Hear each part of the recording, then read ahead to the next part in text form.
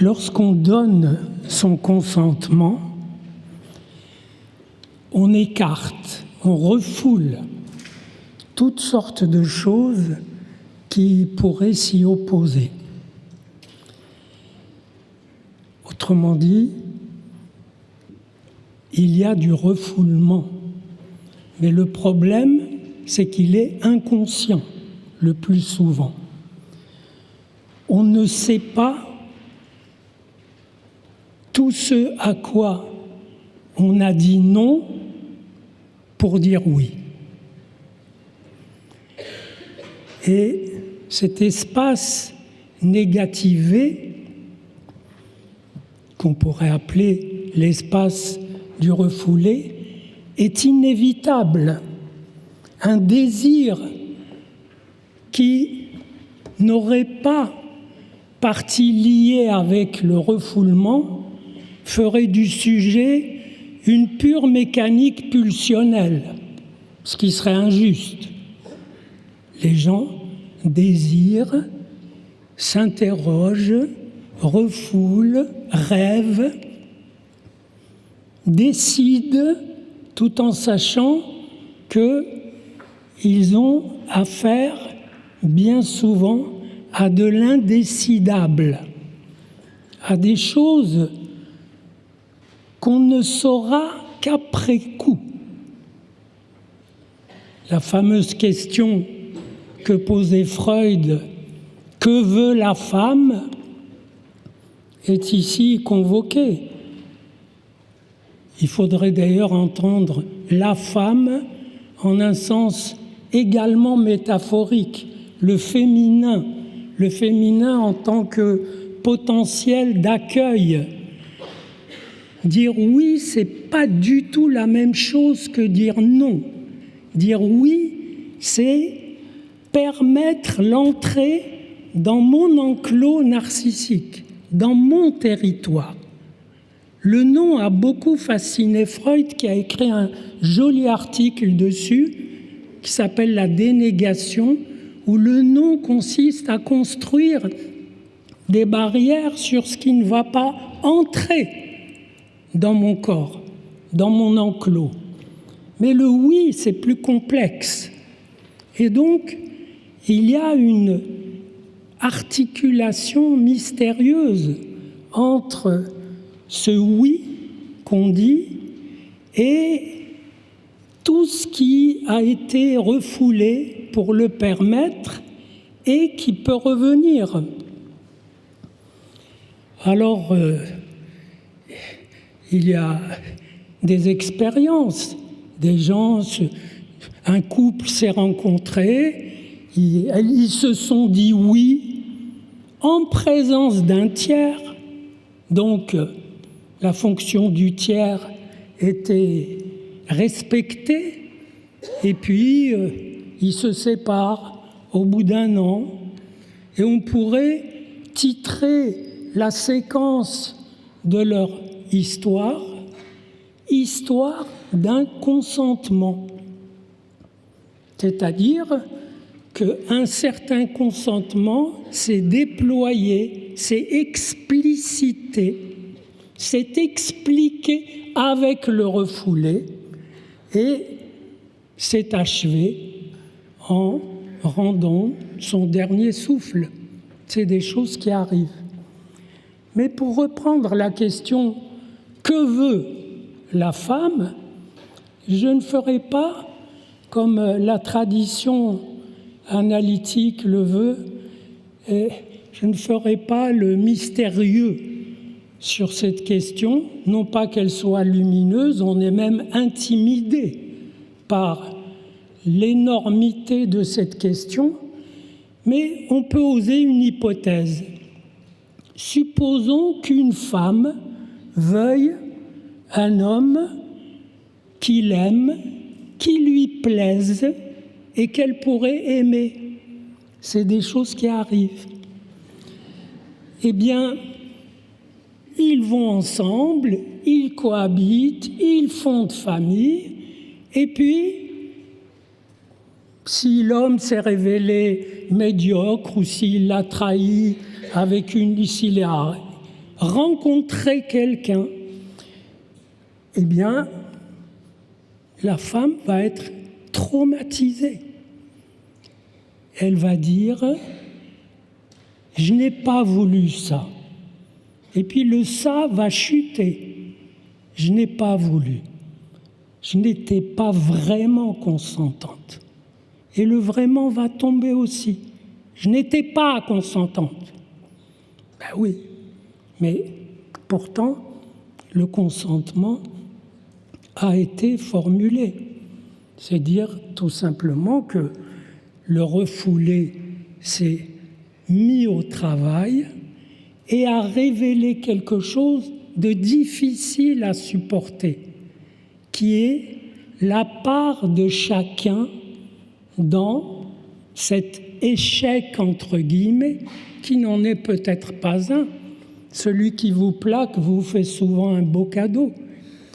Mais elle révèle que il y a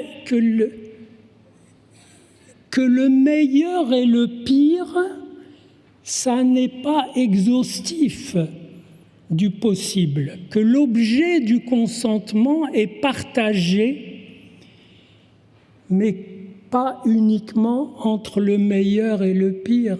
Il y a tout un dégradé, toute une dégradation, un éventail, ce que j'appelle un entre-deux. Alors,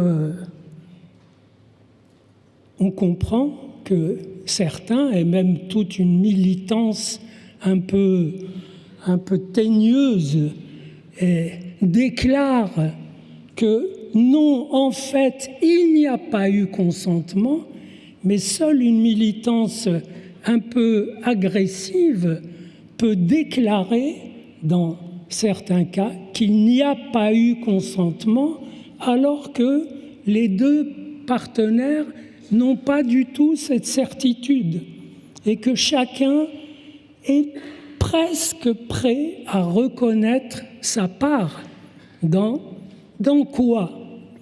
Dans quelque chose qu'on aurait tort de qualifier d'échec.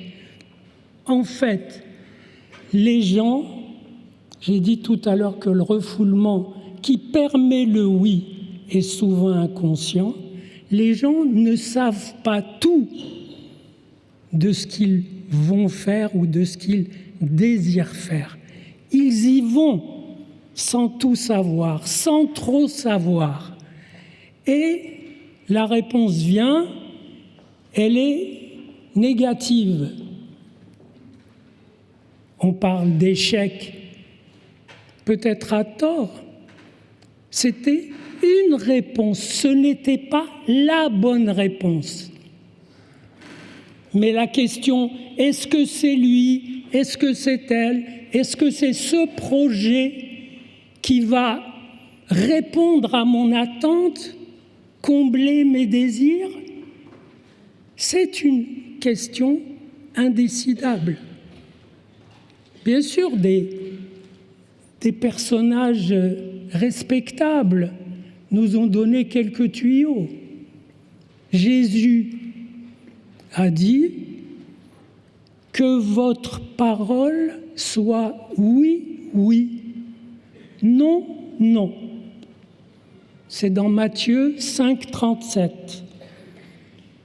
Tout le reste vient du mauvais.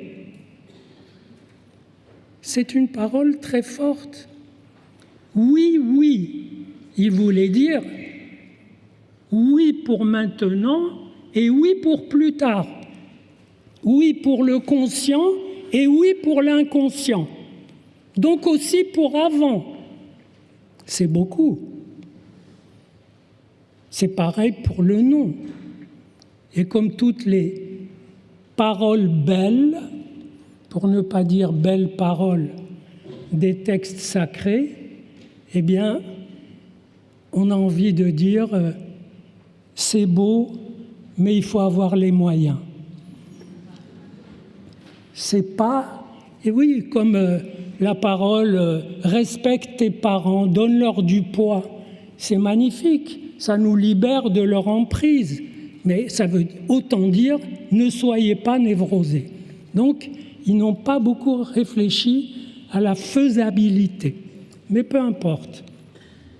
Alors, qu'est-ce qu'on peut faire de mieux par rapport à la question du consentement, sinon essayer de la considérer comme toujours ouvrable. Il y aurait des jours où c'est fermé, où le oui a été ferme et a oublié que la porte qu'il a fermée peut être défoncée par ce qui a suivi.